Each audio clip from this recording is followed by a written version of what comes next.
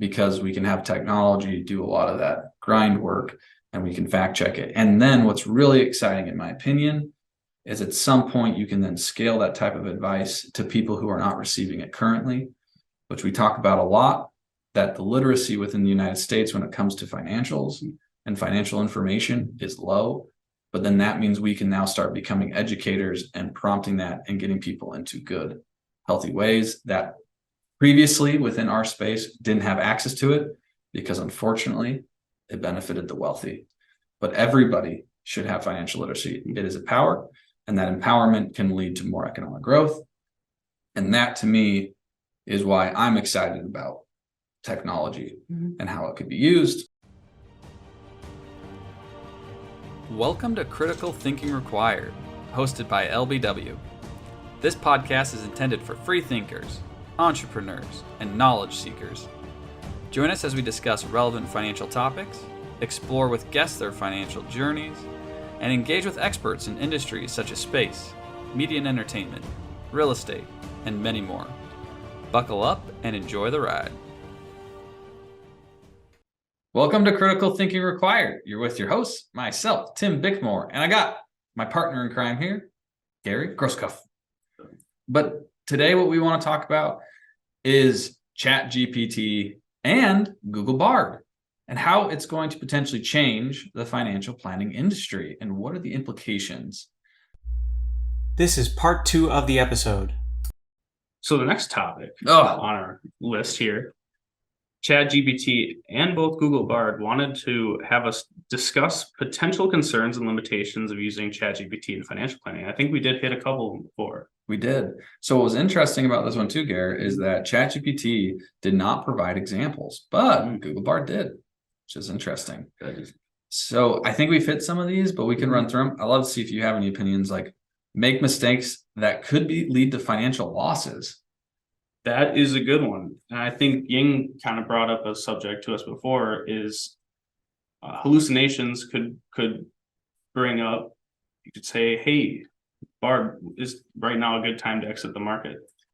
Yeah, that's a great one. So if you say during COVID, when the market dropped and you ask ChatGPT, is now a good time to get out of the market? Depending on its advice, you could have a large loss by dropping in at the bottom of that market and missing the large high that ensued afterwards. Yeah, you know what? That's a really good example, Garrett. And to take that a step further, which would make me more nervous, is that if someone did exit the market, wrote to ChatGPT or Google Bard or some sort of language, they told them to get out, they did. And then at some point they wrote to it again and said, is it a good time to get back in? And let's say they got back in, and let's say it was good timing. Then they think that ChatGPT and Google Bard are the best. Right, they're reassured. You're reassured of the luck. Right, yeah. For sure. Yeah, well, it's like scary. It's like playing a slot machine. It's you hit it once. You hit it once. You're like, yeah, I was doing it. It's coming back. Yeah. So I like that one. The question of in and out of the market. What about be biased in its advice, which could lead to people making poor financial decisions, which is counteractive of the pros of unbiased advice. And like I mentioned before, biased in advice, like I mentioned, the life insurance thing, biased in whether the market is healthy or not. Even looking at the banks, I mean, using news about banks, it could have some of that media shock lead into its answers. It's true. Which could cause people to pull money out of banks, which could just be a self-fulfilling prophecy of people making runs on banks. Yes. And to hit on Gary's point and add to it, if anybody really wants to learn more about that kind of nuance, which I would be so curious, Robert Shiller wrote a beautiful book, Narrative Economics. And I wonder if ChatGPT, based off your example, same with Google Bard, could enhance this idea of a narrative and even push it further than it already is. Like Google has, you can see Google searches and certain words spike in certain times, and then you can compare that to market returns. And it's quite interesting to see how that works. And they had gone back in narrative economics, I believe, to even headlines and papers. So now if you think about the quickness of information that is coming, and now the quickness in which we can see it, research it real time, could enhance that narrative or that self-fulfilling prophecy, which is very potentially concerning. And we already see that kind of with robo-advisors and people's access to trading by themselves. A lot of that reactivity comes just from people reading things in the news, seeing articles, just reading the headlines and acting real fast. Yes. It could it seems like a snowball effect. I agree with that. Here's a good one, Gary. The last one on here. Not be able to understand all of the nuances of a person's financial situation, which could lead to bad advice. Well, as you stated before, humans are humans. Humans do human things, and they're very hard to predict. Yes, we are hard to predict. Humans are hard to predict, and we have a lot of experience with that. And the one thing that we say here a lot, and it is reinforced, and I can say that it's been reinforced not in the luck way that we talked about, but reinforced over 7.5, I mean, really, honestly, 10 years plus, over a decade, is that life changes and life changes fast. In the sense that your situation changes, your decisions on why you've made decisions change, you mature, that maturity creates different values and goals, which then changes what you're going to do financially. And that comes quickly. You lose your job when you weren't expecting it. That comes without notice, right? There are death in the family, right? Death of a loved one, a medical concern that was completely and utterly unexpected. And I cannot tell people enough how much that actually happens, which comes back to the nuance. And the nuance is important because the nuance is really what's going to help make people make decisions. I think at LBW, we are very big believers of this, that small decision making over time makes up the totality of a plan. So breaking it down into single decisions as time goes on is the best plan to do. But it doesn't mean you know where you're going to be in the future. It just knows where you are today and what you can do today. But positioning yourself appropriately for tomorrow is important. And really what that is kind of core fundamentally talking about is the nuance to life, and to be able to adapt to the nuance to life. And that is our job, to understand the nuance of individuals and people.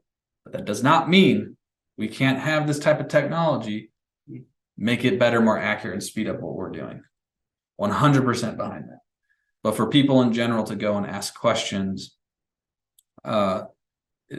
what's interesting is speaking about this with others, specifically in the healthcare industry.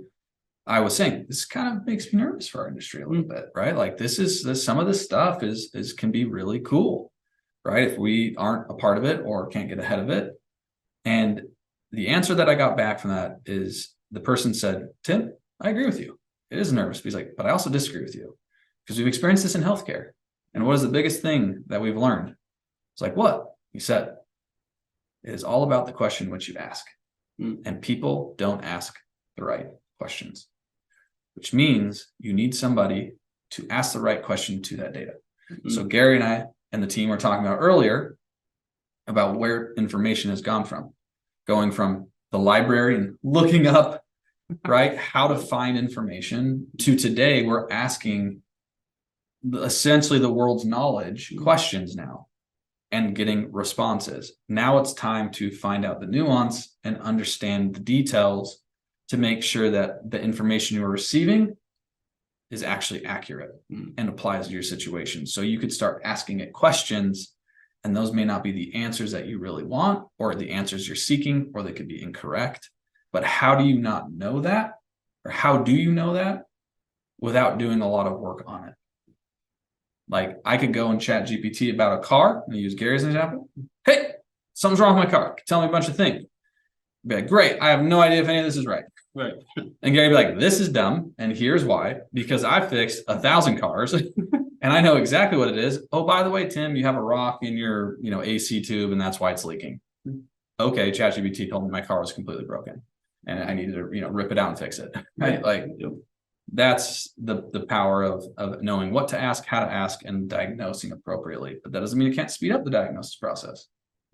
Correct. We're almost going to move from doing all the grinding research work that we do a lot of to fact checking that grinding research and making sure that is accurate, applying it to the situation, making sure it's not hallucinating.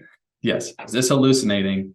And then how can we apply? And it could make things better because it might be things that we haven't thought about. It could be, I've heard a lot of people using ChatGPT or Google Bard to enhance their work efforts. because it's like, hey, I haven't thought about this. And so it's a creative process. It's enhancing what they're already doing, but it's enhancing it from a speed, potential accuracy, but they're still fact checking, they're still understanding, they're making sure that the information they're receiving is accurate, right? But it just helps with that overall process. Garrett, I know that we had a couple other things on our outline, but we probably should jump to conclusion because we've talked about a lot. And I think we've hit a lot of the other things that they were looking at, implications and examples and things like that. Yes, I think so. So the conclusion is really that, as Bard and Google have given us, to recap these main points, which I think this is very fresh. Mm-hmm. This is kind of Wild West. Mm-hmm. We're learning a lot of stuff really fast. We're learning a lot about the human condition and technology. We highlighted some of these potential benefits, and I think it could really change a lot of different industries, and especially ours, where human to human advice plays in. Yeah. And I think Gary's right. I think that's a good summary. The thing that I would add to it is what Gary was mentioning just a minute ago, was that what it really is allowing for, I think, advisors to do is be good at what humans are good at, which is speaking to other humans and understanding that information and relaying it in a more receptive way, but also getting the nuance, because we know that this individual just had someone pass and this happened in their life, and regardless of their risk tolerance and what the academia says, like, it just is not going to work because they're not going to implement. So I always like to tell Gary and the team, we can come up with the coolest, most badass strategies that walk this earth. But if the person on the other side of that doesn't execute, then it's just as bad as the crap strategy that we're going to put together. Mm-hmm. So, and that's understanding people, and that can allow us to do more of that and to help people and to be there for people, because we can have technology do a lot of that grind work and we can fact check it. And then what's really exciting, in my opinion, is at some point you can then scale that type of advice to people who are not receiving it currently, which we talk about a lot, that the literacy within the United States when it comes to financials and financial information is low. But then that means we can now start becoming educators and prompting that and getting people into good, healthy ways that previously within our space didn't have access to it, because unfortunately it benefited the wealthy. It benefited the people that hold the assets, and the people who hold the assets is a small population of the United States. But everybody should have financial literacy. It is a power, and that empowerment can lead to more economic growth, can lead to better situations for different people, families, demographics. And that, to me, is why I'm excited about technology and how it could be used, because at the end of the day, everybody should have a good Gary GPT. And Tim G. There you go. Or Caroline, Kennedy, Dan, Nathaniel, and Ying, and Kyle, who's our current intern, and all the other interns that have come before them. Just to throw that all out there for everybody. Yeah. So, all right. Thank you guys for listening. Hopefully you enjoyed this one. And thank you, ChatGPT, OpenAI, Google, and Google Bard for putting together our outline today. Talk to you soon. Like and subscribe. Thank you for taking the time to start your journey of thinking differently and listening to LBW talk about stuff they love. Until next time.